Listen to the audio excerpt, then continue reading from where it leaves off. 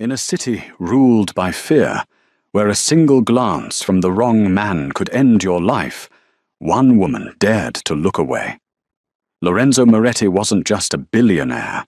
He was the king of the underworld, a man who commanded silence just by walking into a room. Women threw themselves at his feet, and men trembled at his shadow. But on a rainy Tuesday night at the most exclusive club in Manhattan, a tired waitress named Clara did the unthinkable. She didn't bow. She didn't tremble. She simply ignored him. It was a mistake that should have cost her everything.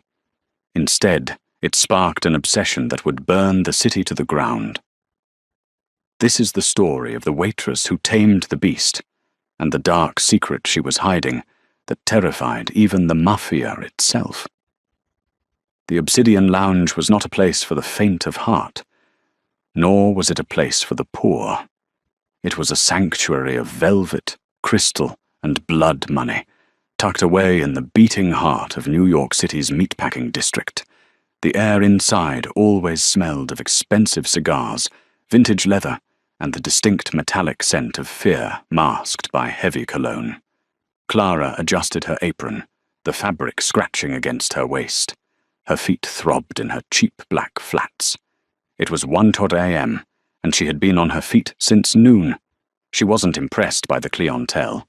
To her, they were just suits with wallets, men who thought ordering a $5,000 bottle of whiskey made them gods. She was clearing a table near the back, wiping down the mahogany surface with practiced efficiency, when the atmosphere in the room shifted. It wasn't a sound. It was a sudden drop in pressure. The ambient chatter died instantly. The clinking of glasses stopped. Even the live jazz band seemed to lower their volume, the saxophone whimpering into a soft hum. Clara didn't look up. She just wanted to finish her shift, collect her tips, and get home to her younger sister Maya, who was waiting for her insulin medication. "He's here," whispered Julian, the bartender, his face draining of color as he polished a glass with trembling hands. "Don't look him in the eye, Clara. Whatever you do." Clara dipped her rag into the sanitizer bucket. "Who?" "Lorenzo Moretti." The name meant nothing to her personal life, but everything to the city. Lorenzo Moretti was the capo dei capi, the head of the Moretti crime family. He owned half the police force, 3/4 of the judges, and every inch of the concrete beneath their feet. He was 32, lethally handsome, and known for a temper that could level buildings. The door swung open. 6 men in tailored tactical suits entered first, scanning the room like predators. Then Lorenzo walked in.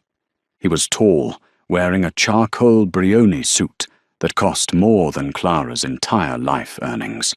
His hair was dark, swept back, and his eyes were the color of cold steel. He didn't walk. He prowled. He took a seat at the VIP booth, center stage, without looking at anyone. He expected the world to revolve around him. The manager, a sweating man named Mr. Henderson, rushed over, bowing low. "Mr. Moretti, an honor." "The usual." Lorenzo didn't speak. He just lifted one finger. Mr. Henderson scrambled back to the bar. "Clara, you take the VIP table. Julian is shaking too much." Clara sighed. "Fine." She grabbed her tray, balanced a bottle of sparkling water and a crystal glass on it, and walked towards the booth. She wasn't shaking. She was exhausted. There was a difference. When she reached the table, Lorenzo was looking at his phone, scrolling through messages that likely dictated the fate of millions of dollars. He didn't acknowledge her. "Sparkling water, sir," Clara said, her voice flat. She placed the glass down. Lorenzo didn't look up. He simply tapped the empty glass with his ring, a heavy gold signet ring. Clink, clink. It was a command. Pour. Clara felt a spark of irritation. She wasn't a servant. She was a waitress. There was a protocol, but there was also basic human decency. She unscrewed the cap and poured the water. Then Lorenzo did it. Without looking at her, he snapped his fingers and pointed to a spot of condensation on the table. Snap! Snap. It was the way one would summon a dog. Clara paused. She looked at his hand, then at his face. He was still looking at his phone, arrogant, dismissive, expecting her to rush forward and wipe the droplet instantly. At that exact moment, an elderly couple at the table next to the VIP booth dropped a fork. The old woman struggled to bend down to pick it up. Clara made a choice. She turned her back on Lorenzo Moretti. She walked 2 steps to the elderly woman, smiled warmly, and crouched down. "Let me get that for you, Mum. I'll bring you a fresh one." The silence in the room became deafening. The bodyguards standing around Lorenzo stiffened, their hands drifting toward their jackets. Mr. Henderson, watching from the bar, looked like he was having a stroke. Lorenzo's finger stopped scrolling. For 10 seconds, no one breathed. Clara helped the woman, retrieved a clean fork, and placed it gently on the table. Only then did she turn back to the VIP booth. Lorenzo was looking at her now. His phone was face down on the table. His steel eyes were locked onto hers with an intensity that would have made a lesser woman faint. He looked baffled, shocked. And then, slowly, a dark, terrifying amusement curled the corner of his lip. "You," Lorenzo said. His voice was deep, a velvet rumble that vibrated in her chest. Clara met his gaze. "Yes, sir. Was there something else?" "I gave you an order," he said softly, "and you helped them." "They needed help," Clara said, her face impassive. "You had a wet spot on a table. I figured the man who owns the city could handle a drop of water until I was done." The bodyguard behind Lorenzo stepped forward, his face twisting in rage. "You little Lorenzo held up a hand. The guard froze. Lorenzo stood up slowly, towering over her. He leaned in close, smelling of sandalwood and danger. "Do you know who I am?" "Yes," Clara said, checking her watch. "You're the guy in table 4 who hasn't ordered any food yet. Kitchen closes in 20 minutes. She turned around and walked away. She didn't run. She walked. She went to the bar, grabbed a refill for another table, and continued her shift. Lorenzo stood there, watching her retreating figure. The anger in his chest was there, burning hot, but beneath it was something he hadn't felt in years. Curiosity. He sat back down, picked up his drink, and took a sip. "Silas," he said to his head of security. "Boss?" Silas asked, hand on his earpiece. "Do you want us to handle her? Teach her a lesson?" Lorenzo watched Clara laughing with the elderly couple, her smile transforming her tired face into something radiant. "No," Lorenzo murmured. "She's the first person in 5 years to tell me no. It's intoxicating." He stood up, buttoning his jacket. "We're leaving." "Leaving, sir, but we just got here." "I've seen enough," Lorenzo said, walking toward the exit. "Get the car ready. And Silas?" "Yes, boss?" "Find out where she lives, and bring her to me." Clara's shift ended at 3 a.m. Her feet felt like they were bleeding, and her tips were abysmal. The encounter with the rude billionaire had ruined the mood of the club, and people had tipped poorly in the tense atmosphere. She pushed open the heavy metal back door of the club, stepping out into the alleyway. It was raining, a cold, biting New York drizzle. She pulled her thin cardigan tighter around her shoulders and started walking toward the subway station. She kept her head down, counting the cracks in the pavement. She needed to buy Maya's insulin tomorrow. She was short by $50. Maybe she could pawn her mother's locket. The thought made her stomach twist, but she had no choice. She didn't hear the car approach. It was a whisper of an engine, a high-end electric hum. One moment she was alone in the alley. The next, a matte black Cadillac Escalade blocked her path. Clara stopped. She instinctively reached into her purse for her pepper spray, her heart hammering against her ribs. 2 doors opened. 2 men stepped out. They were huge, wearing dark raincoats that didn't conceal the bulk of shoulder holsters. "Clara Vance?" the first man asked. It wasn't a question. "Who's asking?" Clara said, backing up slowly. "Mr. Moretti requests your company," the man said. "Requests?" Clara scoffed, despite the fear rising in her throat. "It's 3 a.m. Tell Mr. Moretti I'm off the clock." She tried to sidestep them, but the second man moved with blurring speed. He grabbed her arm, not roughly, but with a grip like iron. "It wasn't a request, Miss Vance," the man said. "Let go of me!" Clara shouted, stomping on his foot. The man didn't even flinch. He just opened the back door of the SUV. "Please, don't make this difficult. He's not a patient man." Clara looked around. The alley was empty. The rain was falling harder. She calculated her odds. 2 men, likely armed, versus 1 exhausted waitress with a can of pepper spray. If she fought, they would hurt her. If she got hurt, she couldn't work. If she couldn't work, Maya died. The logic was cold and simple. "Fine," Clara spat. She shook her arm free and climbed into the car herself. "But if I'm not back by 6 a.m. to give my sister her shots, I will burn his house down." The men exchanged a look of bewildered amusement before slamming the door. The interior of the car was warmer than her apartment. The leather seats were soft. Clara sat stiffly, refusing to lean back. She stared out the tinted window as the city blurred by. They weren't heading to a warehouse or a dock. They were heading uptown, toward the Billionaires' Row. She wasn't trembling. That was the strange thing. Clara had seen darkness before. She had grown up in a household that made the Mafia look like a debate club. Her father had been a gambler with a penchant for borrowing from the wrong people. She had learned early that showing fear was the quickest way to get eaten. The car slowed down and pulled into the underground garage of the Penthouse 432 building, the tallest residential tower in the hemisphere. "We're here," the driver said. They escorted her to a private elevator. There were no buttons, just a retinal scanner. The guard scanned his eye, and the doors slid open.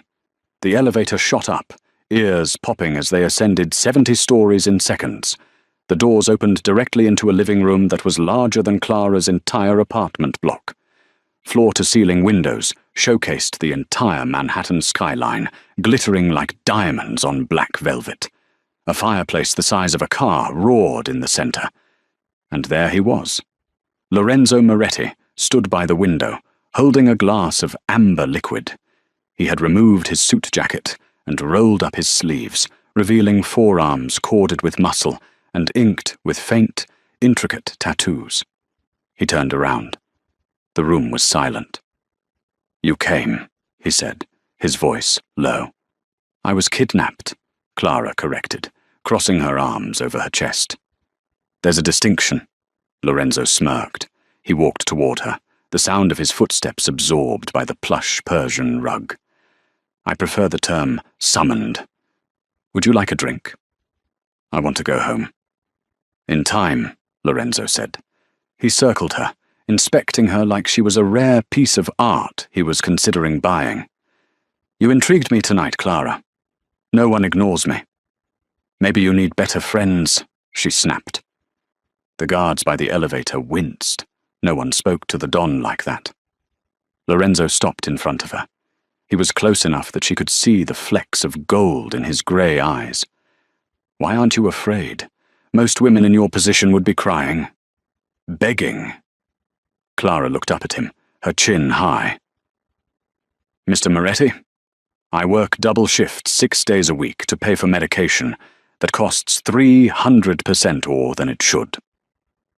My landlord threatens to evict me every month. I walk home through neighborhoods where gunshots are background noise. You think a man in a fancy suit scares me? You're just another rich guy with an ego problem. I deal with 3 of you every night. You just tip better." Lorenzo stared at her. His expression shifted from amusement to something sharper. Respect. "You think I'm just a rich guy?" he whispered. "Aren't you?"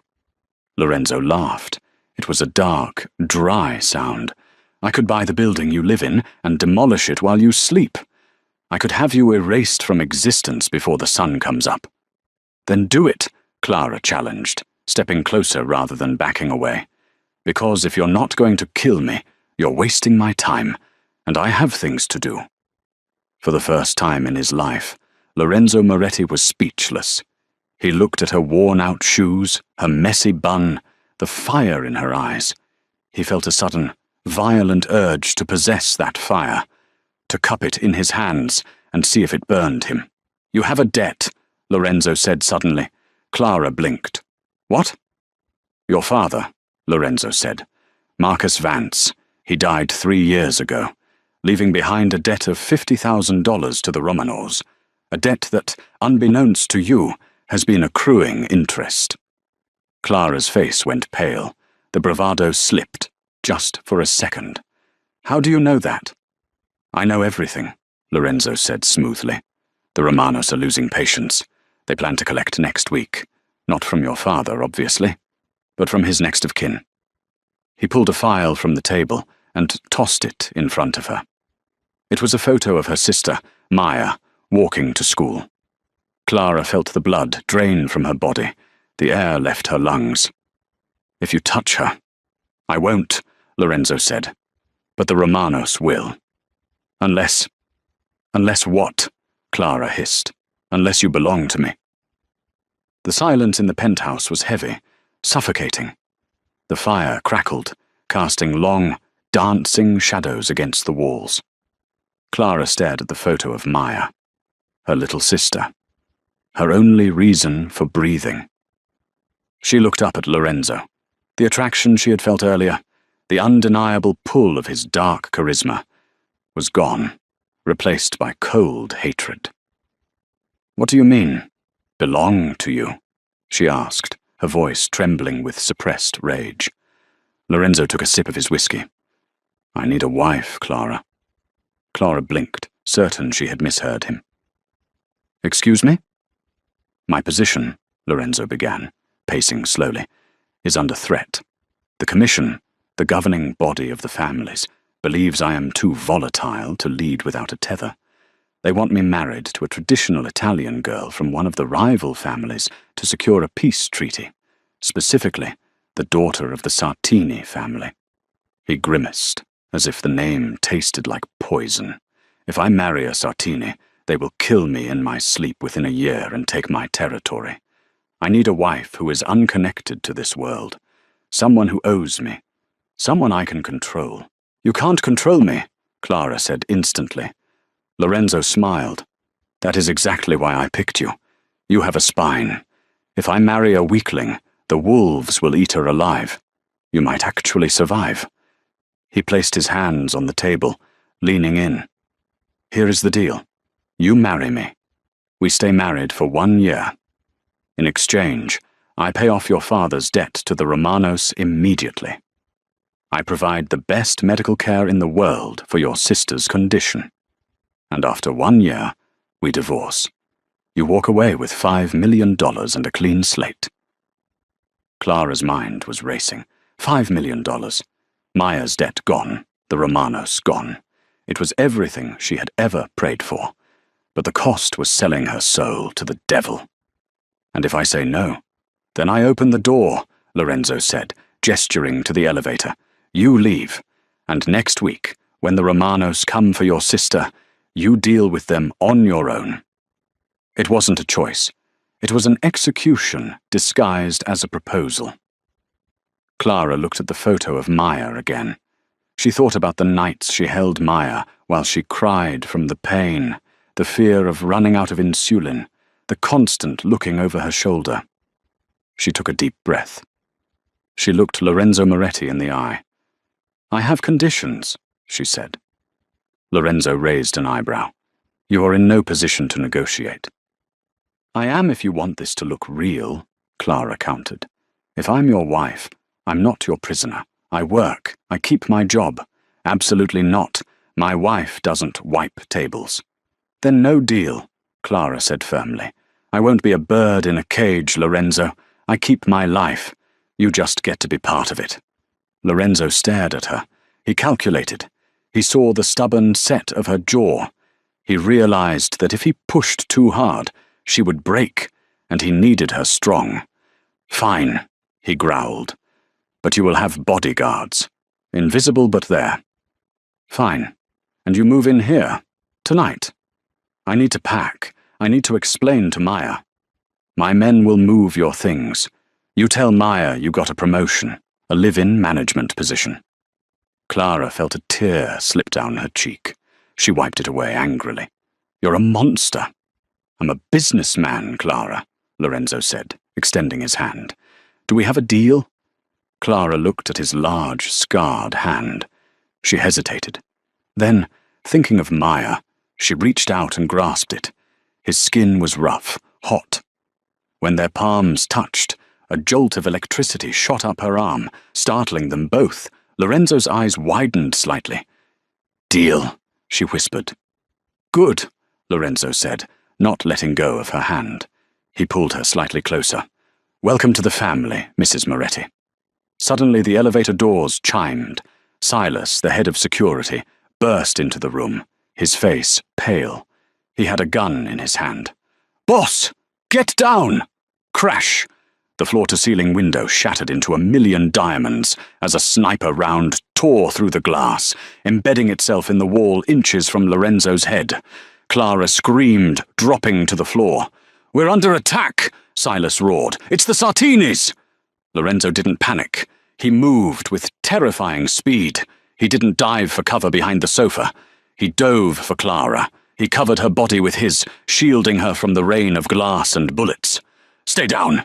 he shouted over the noise of automatic gunfire erupting from the streets below. Clara was pressed against the Persian rug, the heavy weight of the Mafia Boss on top of her. She could feel his heart hammering against her back, not in fear, but in adrenaline. "You said you'd protect me," she screamed. "I am," Lorenzo growled, pulling a golden desert eagle from his waistband. He looked at her, his eyes wild. "Contract starts now, Clara. Try not to die on the first day." The world had turned into a blur of noise and violence. The shattering of the window was still ringing in Clara's ears as Lorenzo dragged her across the Persian rug. The air in the penthouse, once smelling of expensive leather and firewood, now reeked of ozone and drywall dust. "Move," Lorenzo commanded, hauling her to her feet. He kept his body positioned between her and the broken window, a human shield of muscle and bespoke tailoring. "My sister!" Clara screamed, stumbling as one of her cheap flats came off. She kicked the other one away, running barefoot over the glass-strewn floor. "If they know where you live, they know where she is." "Silas is already en route to her school," Lorenzo shouted over the roar of another gunshot that decimated a Ming vase near the entrance. "I told you, I handle everything. Now move." They reached the private elevator. Lorenzo slammed his palm against the emergency override. The doors hissed open, and he shoved her inside, spinning around to fire 3 shots back into the darkness of the penthouse. A shadow near the balcony dropped. The doors slid shut, sealing them in the steel box. Silence returned, abrupt and heavy. Clara slumped against the mirrored wall, her chest heaving. She looked at Lorenzo. The composed, arrogant billionaire was gone. In his place was a warrior. His hair was disheveled, his eyes were dilated, and there was a streak of blood running down his cheek from a flying shard of glass. He looked terrifying. He looked magnificent. "Are you hit?" he asked, his voice rough. He grabbed her shoulders, spinning her around, his hands patting down her arms and ribs. "Clara, answer me. Are you hit?" "I don't think so," she stammered. Her hands were shaking so hard she couldn't clasp them together. "You're bleeding." Lorenzo ignored the cut on his face. "Just a scratch. The Sartinis moved faster than I anticipated. They must have a rat on the inside to know the security codes for the window glazing." The elevator dinged as it reached the garage level, 70 floors down in under a minute. "Stay behind me," Lorenzo ordered. He raised the Desert Eagle, the gold barrel glinting under the harsh fluorescent lights of the parking garage. They stepped out. The garage was a cavern of concrete and shadows. Lorenzo's fleet of cars was parked in a row, a Ferrari, a Lamborghini, the Escalade. But Lorenzo ran past them all, heading for a dusty, nondescript grey sedan in the corner. "The tank?" Clara asked, confused, pointing at the armoured Escalade.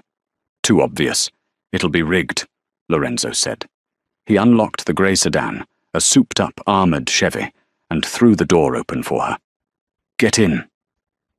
As Clara dove into the passenger seat, the tyres of a van squealed at the far end of the garage. Automatic gunfire erupted, bullets sparking off the concrete pillars. Lorenzo slid into the driver's seat, started the engine, and threw the car into reverse. He didn't just back up, he slammed the gas, swinging the heavy sedan around in a perfect J-turn. "Put your head down!" Clara ducked as the back window spiderwebbed from a spray of bullets. The glass didn't shatter. It was bulletproof. Lorenzo floored it. The engine roared like a beast, and the sedan shot forward, heading straight for the van, blocking the exit. "You're going to hit them!" Clara yelled. "That's the point!" Lorenzo gritted out. Crunch! The sedan slammed into the side of the van with the force of a wrecking ball. Metal screamed, glass flew, and the van was shoved aside just enough for them to scrape through. Lorenzo didn't let up on the gas. They burst out of the garage and onto 57th Street, merging aggressively into the rainy night traffic. For 20 minutes, Lorenzo drove like a man possessed, weaving through taxis and running red lights until they were deep in the labyrinth of the Queens Midtown Tunnel. Only then did he slow down to a normal speed, blending in with the traffic. Clara slowly sat up. She felt sick. Her hands were gripping the dashboard so hard her knuckles were white. "Where are we going?" she whispered. "A safe house," Lorenzo said. His eyes were constantly checking the rearview mirror. "Off the grid. No phones, no internet, no signals." "I need to call Maya." "You can't. They can track the signal." Lorenzo reached into the center console and pulled out a burner phone. He dialed a number, spoke one word, "Status," and listened. He hung up and tossed the phone into her lap. "Silas has her. She's safe. They are at the secondary location in Jersey. They'll be waiting for us." Clara let out a breath she felt like she'd been holding for an hour. She looked at Lorenzo. He was gripping the steering wheel so tight the leather creaked. Blood was dripping from his jaw onto his white shirt, staining the expensive fabric crimson. "You saved my life," Clara said softly. Lorenzo glanced at her. The adrenaline was fading, leaving behind a cold, hard exhaustion. "You're an investment, Clara. I protect my investments." "Is that all I am?" Lorenzo didn't answer immediately. He looked back at the road. "You're the only person who didn't scream," he said quietly. "Back in the penthouse. You were scared, but you didn't freeze. You moved." "I grew up in Hell's Kitchen, Lorenzo. I know the sound of a drive-by." "Good," Lorenzo said, "because until this is over, you're going to need those instincts." They drove for another hour, leaving the city behind. The concrete jungle gave way to trees and dark, winding roads. They arrived at a secluded estate, surrounded by high walls and dense forest. The gate opened automatically, and they pulled up to a stone mansion that looked more like a fortress. Inside, the house was cold, but safe. Silas was there, standing in the foyer, and behind him, sitting on a velvet sofa with a confused expression, was Maya. "Clara!" Maya shouted, jumping up. She was 16, frail but spirited, with the same dark eyes as her sister. Clara ran to her, hugging her tightly. She checked her over. No scratches, no bruises. "Are you okay? Did they hurt you?" "This giant guy just picked me up from algebra and put me in a limo," Maya said, eyeing Silas. "He bought me a Happy Meal." "What is going on, Clara? Who are these people?" Clara pulled back. She looked at Lorenzo, who was standing by the door, bleeding and watching them with an unreadable expression. "Maya," Clara said, taking a deep breath. "This is Lorenzo Moretti. He's my fiancé." Maya's jaw dropped. The guy from the news? The billionaire? You're marrying him? It's complicated, Clara said. But we have to stay here for a while. Is that okay? Maya looked at the mansion, then at the handsome, dangerous man by the door, and finally at her sister. Does this mean we have health insurance now? Clara let out a choked laugh. Yeah, it does. Lorenzo stepped forward. Silas, show the girl to the East Wing. She has everything she needs. Food, games, medical supplies. Silas nodded. Come on, kid. Once they were gone, Clara turned to Lorenzo. The adrenaline had worn off completely now, leaving her knees weak. She looked at the blood on his shirt. Sit down, she ordered. Lorenzo raised an eyebrow. Excuse me? You're bleeding all over the floor. Sit down, I'm going to stitch you up. I have doctors on call. You said no phones, no signals. That means no doctors coming in and out, Clara argued. She walked to the bathroom she had spotted earlier and grabbed the first aid kit. She came back, her face set in determination. Sit. Lorenzo stared at her for a long moment. Then, surprisingly, he obeyed. He sat on the coffee table, unbuttoning his ruined shirt and letting it fall to his waist. Clara tried not to stare. His torso was a map of violence. Scars from knives, bullets, and burns marred the tanned skin. But the fresh wound was a jagged gash on his shoulder where the glass had sliced him. She cleaned the wound with alcohol. Lorenzo didn't flinch. He didn't even blink. He just watched her face. You have good hands, he murmured as she threaded the needle. I used to sew my own clothes, Clara said, focusing on the skin. And Dad. Dad used to come home in bad shape sometimes. We couldn't go to the hospital. Questions. I know the feeling, Lorenzo said. Clara pushed the needle through his skin. He tensed, his muscles rippling under her fingers, but he made no sound. Why me, Lorenzo? She asked softly, tying off the first stitch. Really? There are 1,000 women who would kill to be in this position. Those women want the money, or the power, Lorenzo said. His eyes were locked on hers, intense and searching. You looked at me with contempt. You turned your back on me to help an old lady. You have a moral compass, Clara. In my world, that is a rare and dangerous thing.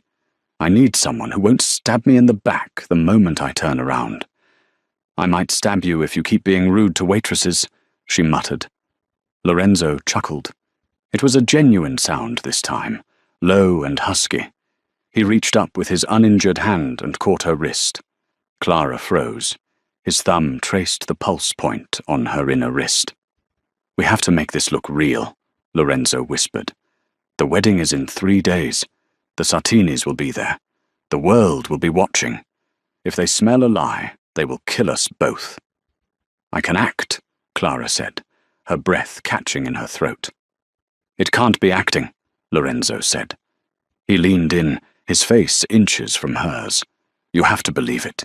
You have to believe you belong to me. He didn't kiss her. He just held her gaze until Clara felt like she was burning up from the inside out. Then he let go. Finish the stitches, he said gruffly. We have a war to plan. 3 days later, Clara Vance ceased to exist. In her place stood Clara Moretti. The transformation had been grueling. A team of stylists had descended on the safe house, armed with silk, diamonds, and judgment. They had waxed, polished, and painted her until she shone like a new coin. But it was the dress that changed her. It was a custom Vera Wang, white silk that hugged every curve of her body before flaring out at the floor. The back was open, exposing her spine. It was elegant, expensive, and armored. She stood in front of the full-length mirror in the master bedroom of the safe house. Lorenzo walked in. He was wearing a tuxedo that fit him like a second skin. He stopped dead when he saw her. For a moment, the mask slipped. The cold Mafia Don vanished, and a man stood there, struck dumb by his bride. "You look," he started, then cleared his throat. "Adequate." Clara smirked, turning to face him. "Careful, Mr. Moretti." That almost sounded like a compliment. Lorenzo walked over to her. He reached into his pocket and pulled out a velvet box. Inside was a necklace, a string of diamonds with a sapphire the size of a quail egg in the center. "The Moretti heirloom," he said, stepping behind her to clasp it around her neck. His fingers lingered on her bare skin, sending shivers down her spine. "My mother wore this, and her mother before her." "It's heavy," Clara whispered, touching the cold stone. "The weight of the crown," Lorenzo murmured against her ear. "Are you ready?" "No." "Good. Fear keeps you sharp." They took a helicopter to the city. The venue was the Plaza Hotel, rented out entirely for the engagement gala of the century. It was a power move. Lorenzo was showing the Sartinis that their attack had failed, that he was strong, happy, and untouched. The ballroom was a sea of sharks in tuxedos. Every major crime family in the tri-state area was represented. Politicians drank champagne with murderers. Judges laughed at jokes made by racketeers. When Lorenzo and Clara appeared at the top of the grand staircase, the room went silent. Lorenzo offered her his arm. "Smile," he whispered. "Like you know a secret that could ruin them." Clara took his arm. She didn't just smile, she beamed. She channeled every ounce of defiance she had ever felt toward rude customers, landlords, and fate itself. She descended the stairs like a queen. They circulated the room. Lorenzo introduced her to men with cold eyes and warm handshakes. Clara played her part perfectly. She was charming, witty, and clung to Lorenzo's arm as if he was the sun and she was a planet in his orbit. Then the Sartinis arrived. Marco Sartini was an older man, rotund and smiling, with eyes like a dead fish. He was accompanied by his son, Luca, the one Clara suspected had ordered the hit. "Lorenzo!" Marco boomed, spreading his arms. "And the lovely bride. We were so shocked to hear of your sudden nuptials." "Love waits for no one, Marco," Lorenzo said smoothly, his hand tightening protectively on Clara's waist. "Indeed," Marco said, his eyes sliding over Clara. "A waitress, I hear. From the Obsidian." "A manager," Clara corrected instantly, her voice sweet as honey but sharp as a razor. "And before that, I was studying psychology. It's fascinating, really. You learn to spot the sociopaths in the room very quickly." She held Marco's gaze. The old man's smile faltered. Lorenzo suppressed a laugh. "Charming," Marco grunted. "Enjoy the night, Lorenzo. It might be short." As the Sartinis walked away, Lorenzo leaned down. "You just threatened the head of the 5 families." "He started it," Clara whispered. "I think I'm falling in lust with you," Lorenzo said. "Dance with me," Clara replied, her heart pounding. They moved to the dance floor. The orchestra played a waltz. For a few minutes, the danger faded. It was just Clara and Lorenzo spinning under the crystal chandeliers. He held her close, his hand warm on her back. She looked up at him, and for the first time, she wondered if this fake marriage could be something more. There was a connection there, a tether of shared trauma and mutual respect. But the fairy tale shattered with a vibration in Lorenzo's pocket. He pulled back slightly, checking his phone. His face went grey. The warmth evaporated from his eyes, replaced by a glacial fury. "What is it?" Clara asked, sensing the shift. Lorenzo looked at her, really looked at her. But this time there was no lust, no respect, only suspicion. "My private accounts," he whispered, his voice shaking with rage. "The ones that pay the judges, the ones that keep the police off our backs, they've been drained." "What?" Clara gasped. "How?" "Only 2 people had the access codes," Lorenzo said. "Me. And the person I added to the trust this morning to make the marriage look legitimate." Clara felt the blood drain from her face. Lorenzo, no, I didn't. We are the only ones who knew the passkey was the date of our meeting, Lorenzo hissed, his grip on her waist turning painful. Boss, a voice said behind them. It was Matteo, Lorenzo's consigliere, a man Clara had only met briefly. He looked grave. We traced the transfer. The IP address came from the safe house, from an iPad registered to Clara's sister. Clara recoiled as if slapped. That's a lie. Maya was playing Minecraft. She doesn't know anything about banking. Lorenzo let go of her. He took a step back. The circle of space around them grew as people sensed the tension. The music seemed to warp and slow down. Lorenzo, look at me, Clara pleaded, reaching for him. I didn't do this. Someone is setting me up. The money went to an offshore account linked to the Sartinis, Matteo added, holding up a tablet. It looks like your wife just sold you out for a retirement fund, boss. The room was watching. The Sartinis were watching from the bar, smirking. Lorenzo looked at the Sartinis, then at Matteo, and finally at Clara. His eyes were dead. The connection they had built, the trust stitched together with blood and thread, snapped. I told you, Lorenzo said, his voice devoid of emotion. I knew you were too good to be true.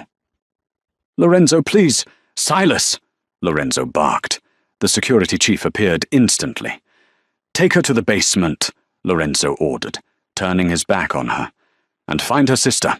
No one leaves until I get my money back, or until I get a confession. Lorenzo, Clara screamed as Silas grabbed her arm. You're making a mistake. It's a trap. But Lorenzo didn't turn around. He walked toward the bar, pouring himself a drink, while his wife was dragged out of the ballroom, her white dress catching on the floor, leaving a trail of silk like a ghost in her wake. Clara was thrown into the back of a van. But this time, it wasn't a rescue. It was a capture.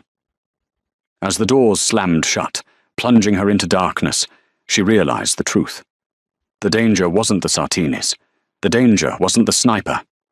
The danger was falling in love with a man who had no heart to give. And now, she had to survive him. The basement of the Moretti estate was a stark contrast to the opulence of the ballroom above. It was a renovated wine cellar, but the wine racks had been pushed aside to make room for a metal table and 2 chairs.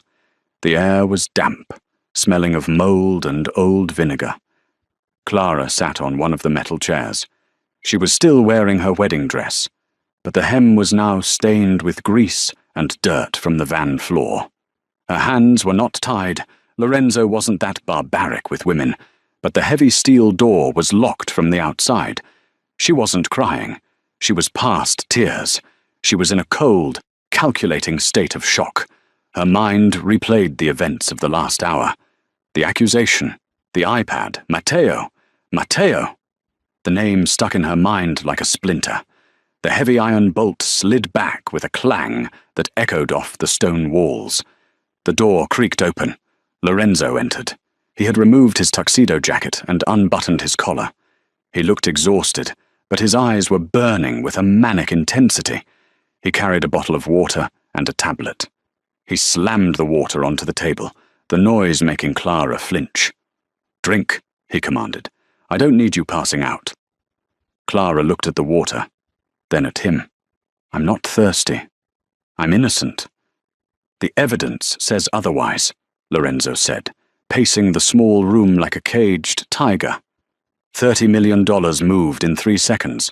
The authorization came from your sister's device, the device I gave you to keep her entertained.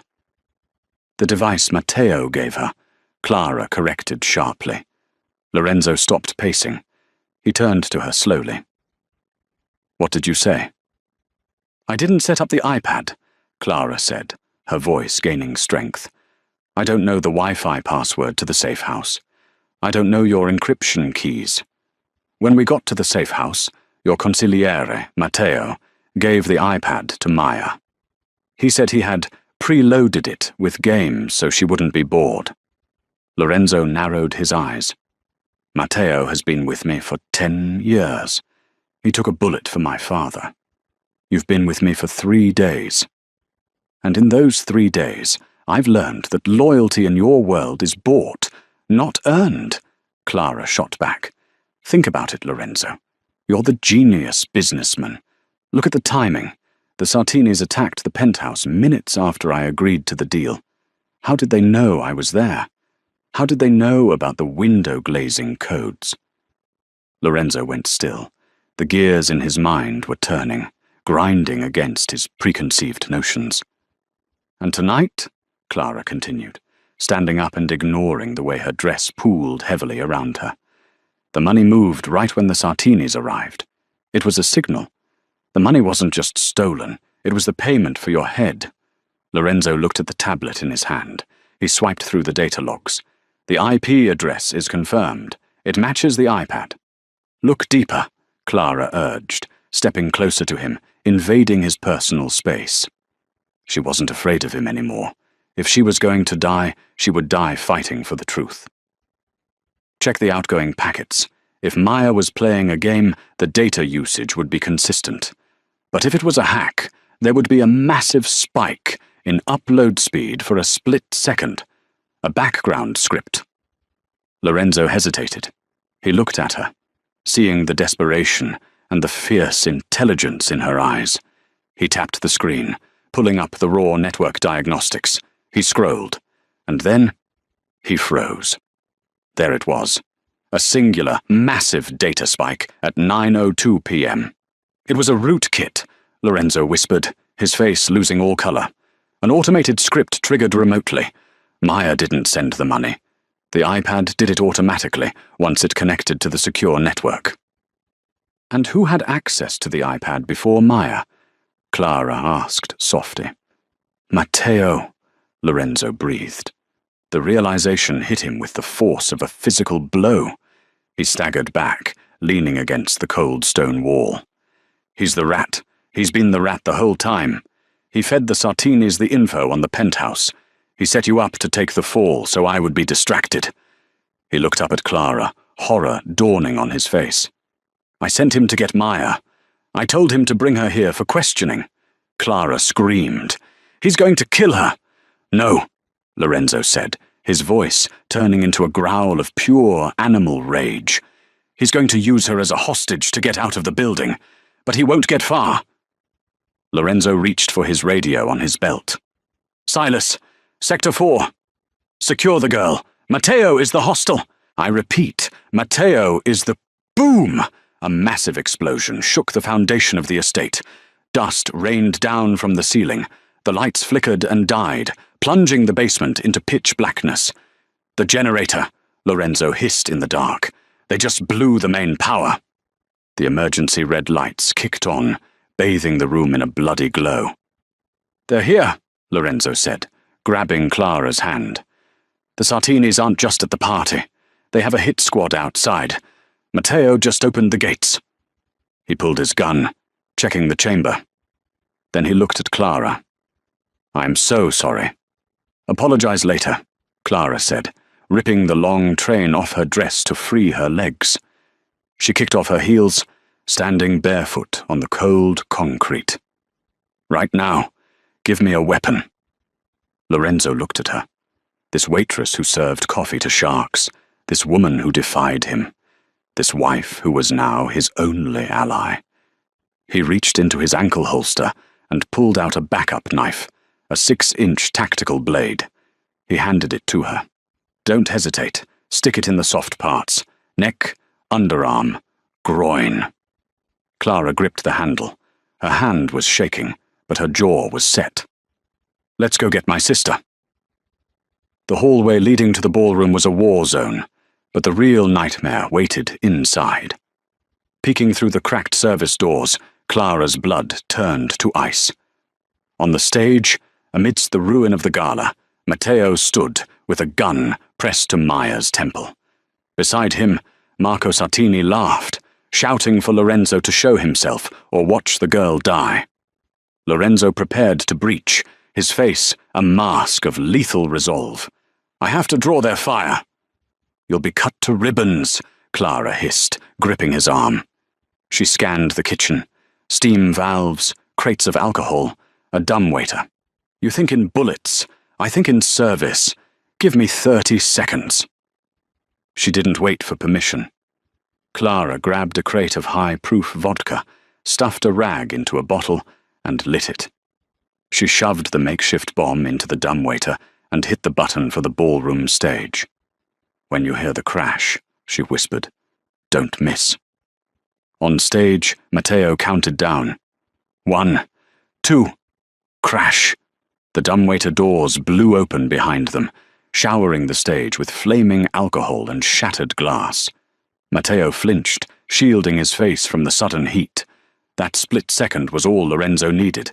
He stepped out, his aim steady. Bang! One shot. Matteo crumpled, the gun falling from his hand. "Maya, run!" Clara screamed from the balcony. Maya scrambled behind the drum set just as Lorenzo's men, led by a bloodied Silas, stormed the room to engage Sartini's hit squad. Amidst the chaos, Clara saw Marco Sartini crawling toward the exit like a rat. She didn't think. She moved. She leaped from the balcony, grabbing the heavy velvet stage curtain. She slid down, the fabric burning her palms, and landed barefoot on the stage. Sartini saw her and fumbled for his weapon, but Clara was faster. She grabbed a heavy silver champagne bucket from a toppled table and swung it with all the force of 10 years of hard labor. Clang. The bucket connected with a sickening crunch. Sartini collapsed, dazed. Clara stepped onto his chest, pressing the tip of Lorenzo's tactical knife against his throat. The gunfire died down. Silence reclaimed the room. Lorenzo walked up the steps, stepping over bodies to reach his wife. He looked at Sartini, then at Clara.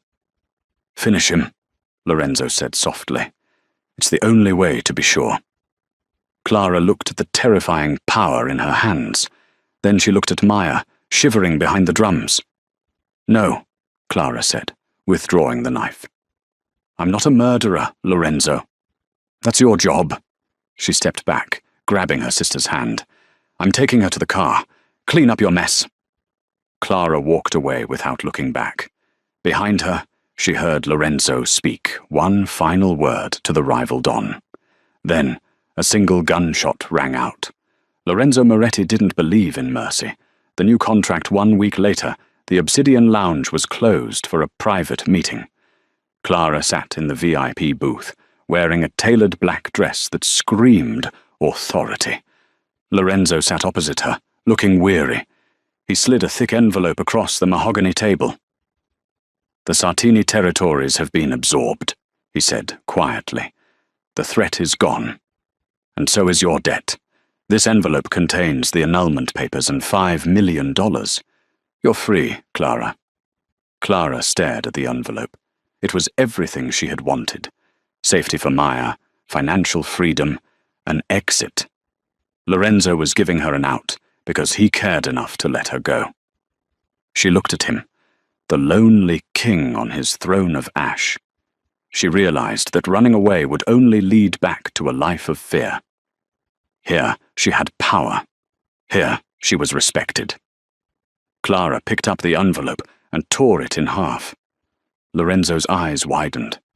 "Clara, be rational. You don't belong in the dark." "Maybe not," she said, leaning forward. "But I realized something. You need someone who isn't afraid to tell you no. You need a partner, not a subordinate." She reached for the bottle of sparkling water on the table, the same brand she had poured that first night. She filled a crystal glass and slid it toward him. "The contract said 1 year," she whispered, a playful, dangerous smirk touching her lips. "I never break a promise." Lorenzo looked at the glass, then up at her. The coldness in his eyes melted, replaced by a fierce, possessive warmth. He realized he wasn't just acquiring a wife, he was keeping his equal. He picked up the glass, toasting her. "Then stay," he said, his voice rough with emotion. "Welcome home, Mrs. Moretti." And that is how a waitress brought the Mafia King to his knees, not with a gun, but with courage. Clara Vance didn't just survive the underworld. She conquered it by staying true to herself. She proved that even in the darkest shadows, a single spark of defiance can burn down an empire. If you loved this story of danger, betrayal, and romance, please hit that like button. It helps us create more stories like this. Share this video with a friend who loves a strong heroine, and subscribe to our channel so you never miss the next chapter. What would you have done in Clara's shoes? Let us know in the comments below. Thanks for watching.